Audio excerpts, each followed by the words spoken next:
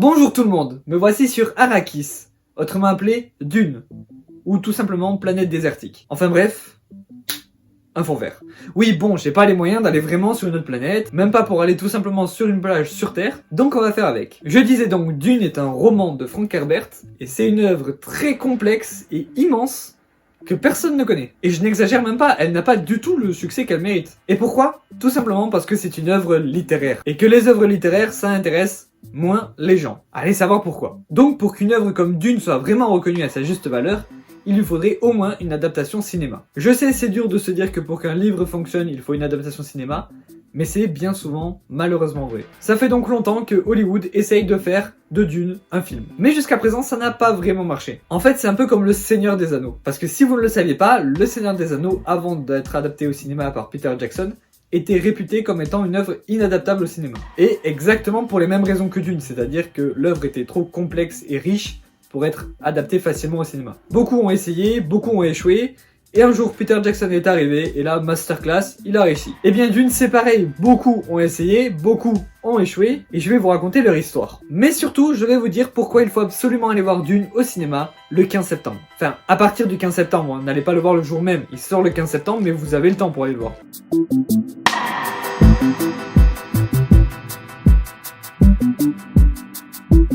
Nous sommes en 1975 et un réalisateur très prometteur s'intéresse pour la première fois à Dune. Ce réalisateur, c'est Alejandro Jodorowsky. Et comment dire, il avait une certaine ambition avec ce film, qui était tout simplement de réaliser le plus grand film de science-fiction de tous les temps. Et je vous rappelle qu'on est en 1975, soit 2 ans avant le premier Star Wars. Et pour ne pas arranger le tout, il décide que dans son film, il y aurait Orson Welles, Mick Jagger, les Pink Floyd, Giger, Moebius et encore plein d'autres. Et le pire, c'est qu'ils ont tous accepté, donc il y a du beau monde pour ce film. Mais trop ambitieux, le projet ne verra jamais le jour. Et c'est bien dommage, parce que quel dinguerie ça aurait été ce film avec tout ce crew. Un peu plus tard, c'est Ridley Scott qui s'essaiera à l'exercice, mais il arrêtera très vite, préférant adapter une autre œuvre, Blade Runner. On va en reparler très vite sur cette chaîne.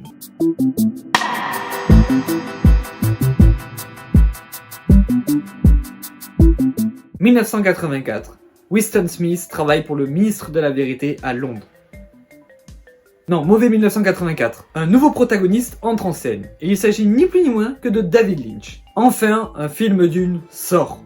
Mais c'est de la merde. Non, en vrai, le film est pas si horrible. Ça se laisse regarder. Mais, il y a quand même quelques problèmes. Déjà, si t'as pas lu le roman, c'est chaud. C'est vraiment très dur de comprendre, si t'as aucune base. Et ça, c'est dû à un des gros problèmes du film. Ça va beaucoup trop vite. Genre, l'univers de Dune est énorme et super riche. Tu ne peux pas l'adapter en si peu de temps. Il faut au moins une trilogie. Pour adapter seulement le premier livre, je parle là, parce qu'après il y en a d'autres des livres. Même David Lynch, son réalisateur, le renie et refusera de signer la Final Cut.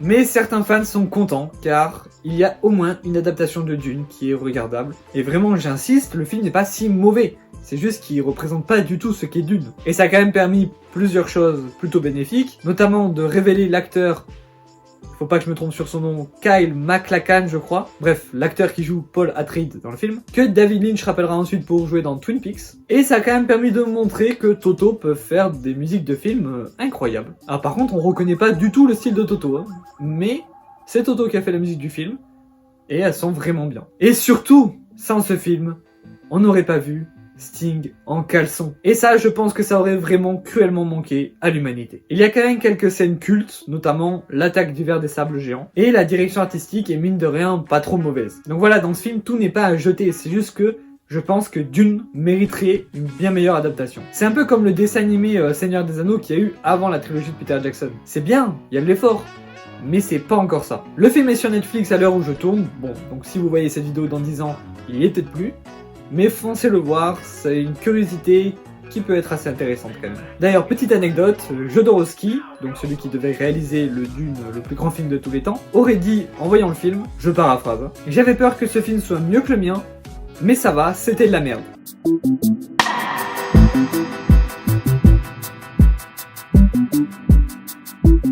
On dirait que l'échec de David Lynch a refroidi les producteurs, parce qu'il faudra attendre 2010 pour qu'un nouveau projet voie le jour. Mais ne vous réjouissez pas trop vite.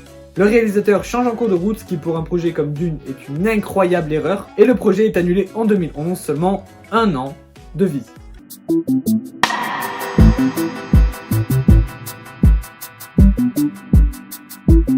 On est maintenant en 2013, soit 3 ans avant Pokémon Go. On est au Festival de Cannes, un film est montré au public. Et ce film, c'est Jodorowsky's Dune. Alors oui, vous ne rêvez pas, c'est bien un documentaire sur le projet fou, le premier projet d'adaptation de Dune au cinéma. Et en voyant ce documentaire, on se rend compte d'un gros problème. Il était beaucoup trop en avance sur son temps. Mais je vais même vous dire, s'il devait le sortir aujourd'hui, il serait toujours en avance sur son temps pour moi. C'est juste un film du futur en fait. Et pourtant, s'il était sorti à l'époque, le futur, donc notre présent, aurait été totalement différent. Attention, je suis pas en train de vous dire qu'on aurait eu des voitures volantes juste parce qu'un film est sorti au cinéma.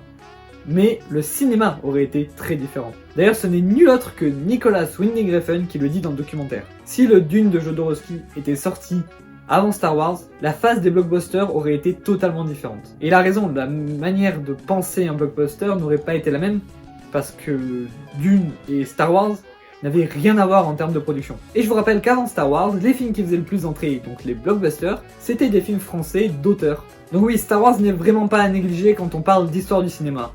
Et bien là, ce point-là, le point Star Wars, ça aurait été le point Dune. D'ailleurs, ce cher Nicolas Winding Refn qui se vante d'être le seul être humain à avoir vu Dune sans y avoir travaillé dessus, bah oui, en effet, Jodorowsky lui a présenté le storyboard, qui est très complet comme on va le voir plus tard, en lui expliquant tout ce qui devait se passer. Donc effectivement, c'est le seul humain à avoir vu le Dune de Jodorowsky. Et ça fout le seum. Alors du coup, les storyboards, pourquoi sont-ils aussi complets? C'est tout simplement le dessinateur de BD français Moebius qui est derrière cela. Et comment dire, on dirait vraiment un film en fait. Dans le documentaire, il y a plusieurs scènes en storyboard animées en mettant les images l'une après l'autre. Et on a vraiment l'impression de regarder un film d'animation. On a par exemple la scène d'ouverture du film qu'aurait été Dune en storyboard dans le documentaire. Ça avait l'air incroyable. Sinon, un autre truc de ouf dans ce film, c'est de voir comment il a monté son équipe. Qui a été, je vous le rappelle, composée des meilleurs des meilleurs. Hein. Mais alors du coup, comment il les a trouvés? Totalement au hasard, mon gars. Il voulait Moebius, Dali et Mick Jagger.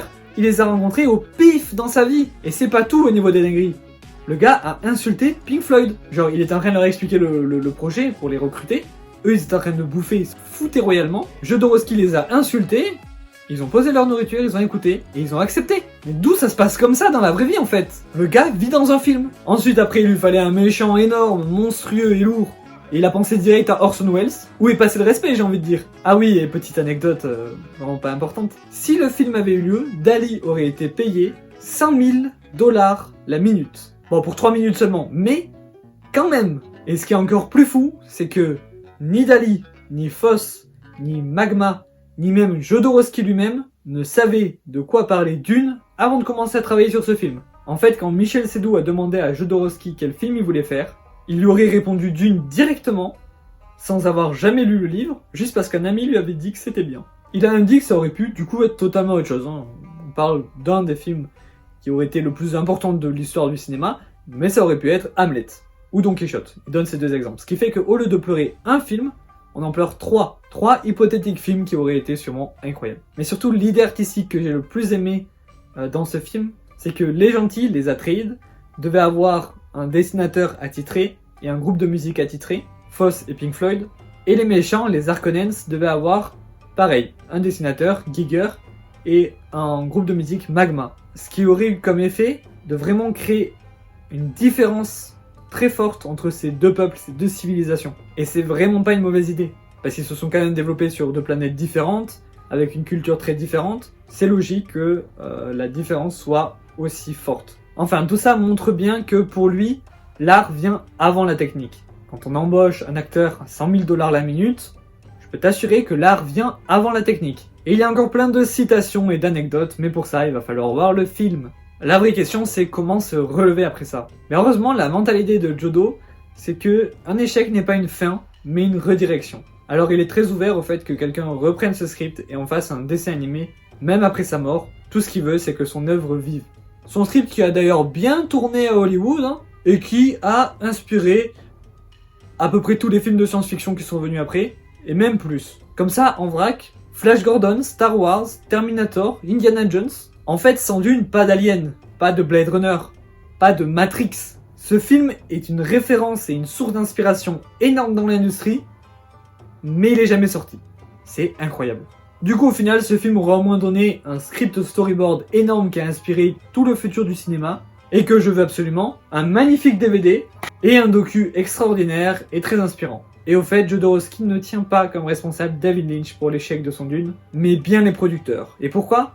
Parce qu'il estime que David Lynch n'aurait jamais fait ça. Étant un très grand réalisateur, c'est forcément un producteur qui a dû faire merder le projet. C'est pas moi qui l'ai dit, c'est Jodorowsky. Après, je suis totalement d'accord, mais...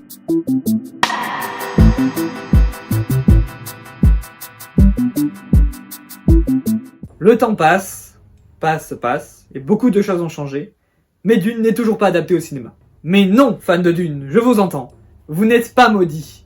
Denis Villeneuve a entendu vos prières, et il arrive. En effet, Dune va, encore une fois, essayer une adaptation au cinéma. Mais cette fois-ci, ce pourrait bien être la bonne. Déjà, on peut avoir confiance au réalisateur. C'est un vrai passionné du film, et il a pris un cast de malades. Avec des acteurs comme Jason Momoa, Timothée Chalamet, Zendaya, Oscar Isaac, et plein d'autres tout aussi fous. L'univers a l'air super bien retranscrit, et putain c'est beau. C'est beau. C'est beau. Non mais c'est magnifique, y'a rien à redire. Moi j'ai une dune éclatée derrière en fond vert, et lui il a ça. Enfin bref, juste pour rappel, Denis Villeneuve, c'est déjà la personne qui a réussi à faire une suite à Blade Runner sans gâcher l'œuvre d'origine. Ce qui était réputé impossible. En gros, il a déjà fait un projet qui était perdu d'avance, et il a réussi. Pourquoi pas deux ?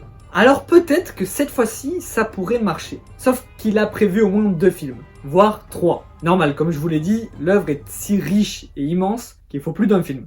Sauf que le film a coûté super cher. Tu m'étonnes vu comment le décor est beau, le casting est beau, tout est beau dans ce film. Donc Denis Villeneuve a prévenu, si on veut avoir une suite un jour, il faut que ce film soit un énorme succès. Et c'est là qu'on rentre en jeu. Fan de Dune, fan de science-fiction, fan de cinéma, ou même si tu t'en fous mais que tu veux aider quand même, écoute bien. Le seul moyen pour que Dune ait enfin son adaptation, c'est d'aller voir le film au cinéma. En plus, ça peut pas faire de mal au cinéma qui ont vraiment besoin d'aide en cette période difficile. Donc même si vous connaissez pas Dune, ou de très loin, même si vous n'avez pas aimé la première adaptation, laissez une chance à ce film. Je vous promets qu'au pire, vous passerez un moment sans plus. Vous pourrez pas passer un mauvais moment devant ce film. Timothée Chalamet et Zendaya, je vous rappelle, juste comme ça. Donc voilà, moi, comme vous, on a le pouvoir de faire en sorte que Dune soit l'une des trilogies du cinéma les plus réputées. Ne gaspillons donc pas cette chance qui, de plus est peut-être la dernière pour Dune. Allez, moi je vous retrouve dans les cinémas le 15 septembre, sinon la semaine prochaine sur ma chaîne YouTube. D'ici là, vive Dune, vive Denis Villeneuve, et vive Sting en caleçon.